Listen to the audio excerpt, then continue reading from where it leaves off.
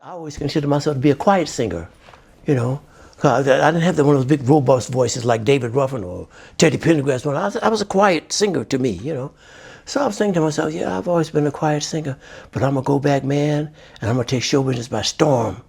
And I thought about that. I said, wait a minute, that's a great idea. Quiet storm. So that's where it came from, and that's why it came. And so I went home and I started to write the song, Quiet Storm.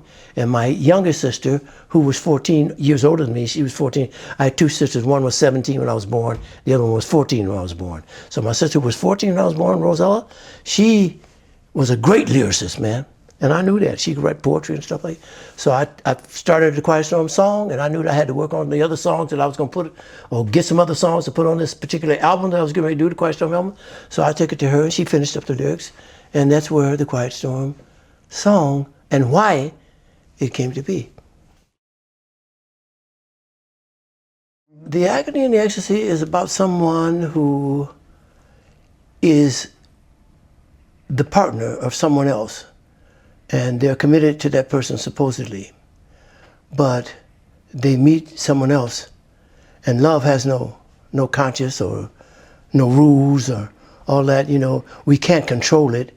If there was a button that we had on ourselves to say, okay, I don't want to fall in love with anybody, we push that and it's cool, you know. And I think everybody would do that if there was a button like that, because why fall in love with somebody and take a chance on them breaking your heart and take a chance on them, you know what I'm saying? So everybody would use that button if there was one, but there isn't.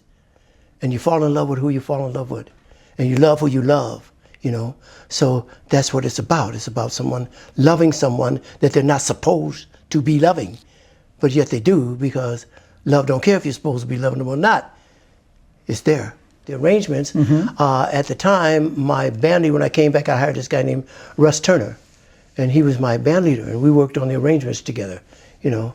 So, but the reason that I wrote the Agony and Ecstasy was, like I said, because I just want to do subject matter that meant something to people, and I think that that's a common occurrence.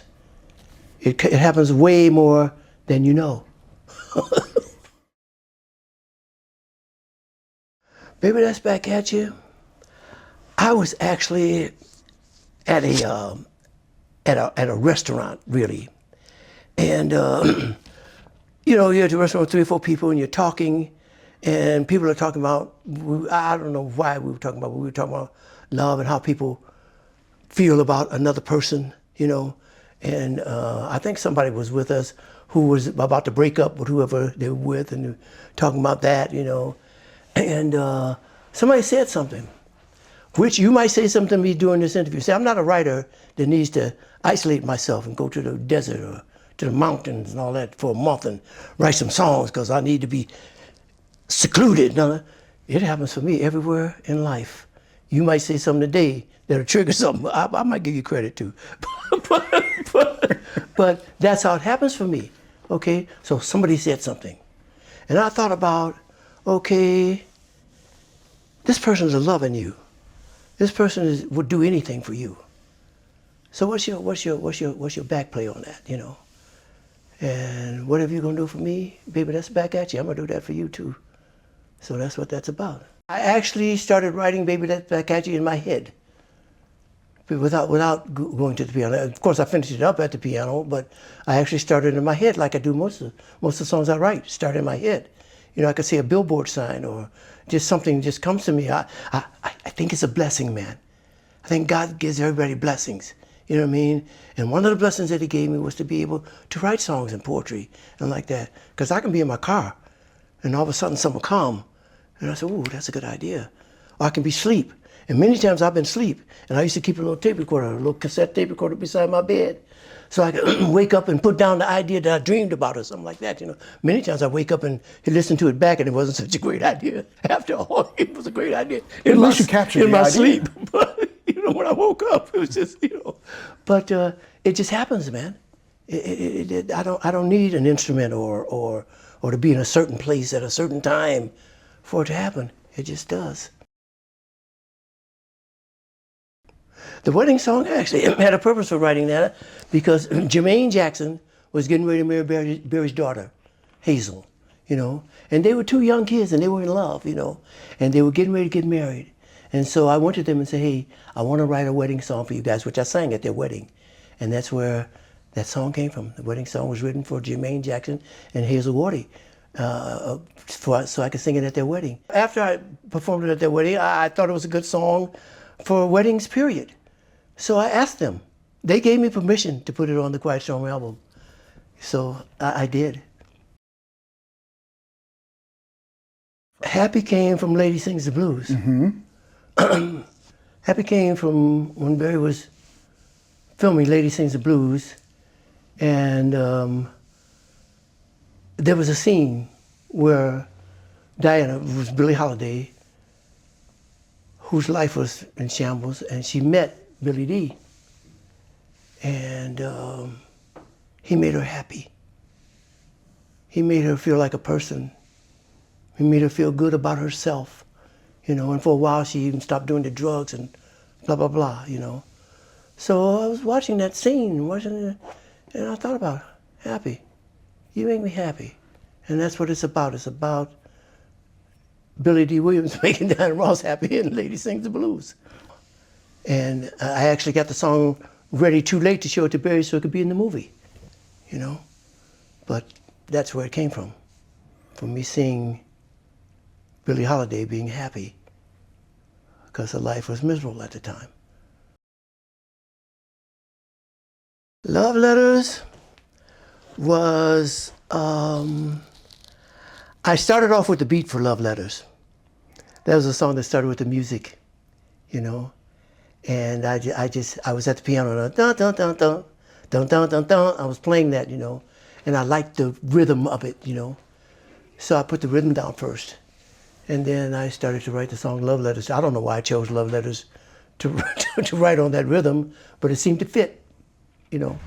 So that's how Love Letters came to be. The pulse of that song just came to me. I'm sitting at the piano, you know, and I'm doodling, you know, and the pulse of that song just started to happen. And I can't tell you why, it just did. And I thought it was a great pulse, you know. So like I said, I put it on tape. And then I wrote the song Love Letters to that pulse. My guitarist, who was a guy named Marv Tarplin, who was also the most prolific and the greatest songwriting partner I've ever had in my life.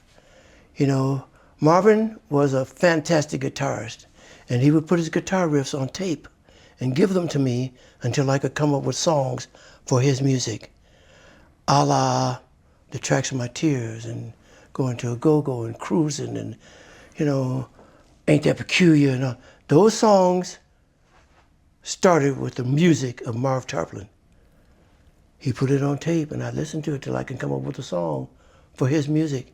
And he was very inspirational for me, you know. So he was my guitarist, and I had a drummer. His name was Joe Brown. And I had a saxophonist, a guy named Fred Smith, and he was dynamic. He was incredible on all flutes, and he played every saxophone you can think of, and the flutes, and every woodwind instrument you can think of. And those are my guys. And so when Russ and I got to the point where we wanted to run it down with them, we did. And see, the thing about me is I let musicians feel what they feel. You know, I don't want to tell them, you play this and no, baby. I'm gonna show you what it is. Now you feel it. That's why when I record, even today, I'm in there singing while they're playing. I don't just do the tracks and then go and sing to the tracks when I'm doing it. Now my latest album, which is an inspirational album, which is called What the World Needs Now, another guy did it, you know. A guy named Warren did the production and everything. And all I had to do, because he's the bomb, was go to the studio and sing. But that's a rare occasion for me, you know. But I loved it, because that's all I had to do. But, you know, back in the day when you're talking, you know, I was always involved in that. And like I said, I show the guys what the song is. Now you play it.